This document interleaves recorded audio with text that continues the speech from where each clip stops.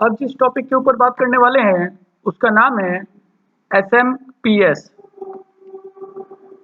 SMPS देखने में कुछ ऐसा दिखता है, जिसका डिस्कशन यहाँ पे इस प्रकार दिया हुआ है कि इसका full form switch mode power supply है। SMPS का फुल फॉर्म है S for switch, M for mode, P for power, S for supply. Switch mode power supply है। यह मदरबोर्ड और सारे डिवाइसेस को पावर सप्लाई देने का कार्य करता है। SMPS का मुख्य भाग इसका पावर कनेक्टर और पावर सप्लाई फैन है।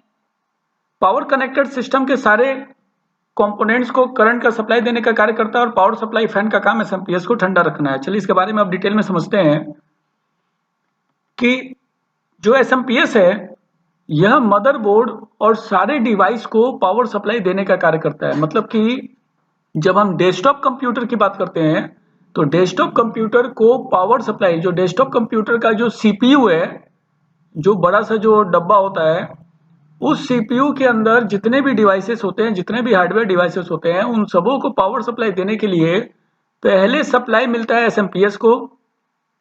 फिर वह उस सप्लाई से बाकी डिवाइसेस को, चाहे वो मदरबोर्ड हो गया या हार्ड डिस्क हो गया या जो भी डिवाइसेस हमारे कंप्यूटर में लगे हुए हैं, उन सारे डिवाइसेस को पावर सप्लाई देने का काम SMPS ही करता है। SMPS का मुख्य भाग है पावर कनेक्टर।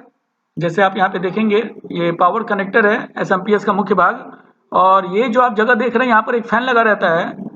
तो पावर कनेक्टर्स जो है वो सिस्टम के सारे कंपोनेंट्स को करंट का सप्लाई देने का कार्य करता है।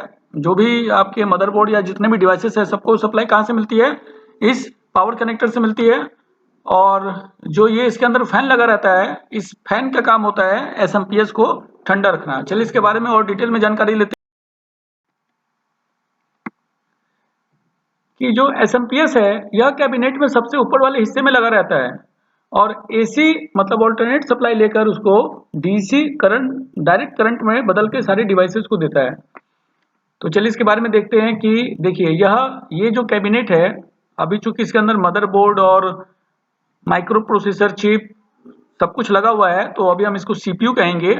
और जब ये पूरा खाली रहता है, मतलब इसके अंदर ये मदरबोर्ड का सेट नहीं रहेगा, ये खाली डब्बा रहेगा, तो उसको कैबिनेट बोलते हैं। तो चूंकि इसके अंदर ये मदरबोर्ड और माइक्रो प्रोसेसर का ये पूरा सेट लगा हुआ है, तो अभी हम इसको बोलेंगे CPU। तो इसके सबसे ऊपरी हिस्से में आप देखेंगे जो डिवाइस लगा हुआ है, इस डिवाइस को बोलते हैं SMPS। तो यह सबसे ऊपर वाले हिस्से में लगा रहता है और AC सप्लाई लेकर और उसको DC में बदल के सारे डिवाइसेस को देता है। तो यह AC सप्लाई लेता है, मतलब AC सप्लाई का मतलब है हाई वोल्टेज लेता है आपके स्विच बोर्ड से, हाई सप्लाई लेता है, 220 वोल्ट का पावर सप्लाई लेता है।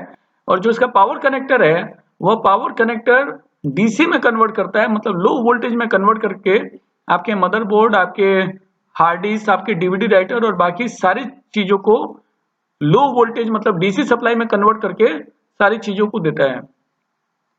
तो कंप्यूटर को इलेक्ट्रॉनिक मशीन इसीलिए कहते हैं क्योंकि ये हाई वोल्टेज तो लेता है लेकिन लो वोल्टेज पे ही काम करता है। ये DC सप्लाई पे काम करता है, इसीलिए कंप्यूटर को इलेक्ट्रॉनिक मशीन भी कहते हैं। तो यहाँ पर आप देखेंगे कि ये जो CPU आपके सामने आपको दिखाई दे रहा है, इसमें सबसे ऊपर में SMPS लगा हुआ है।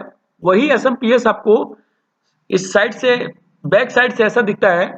जो पावर इन ऑप्शन यहाँ पर दिया हुआ है, यहीं से 220 वोल्ट की पावर सप्लाई SMPS लेता है।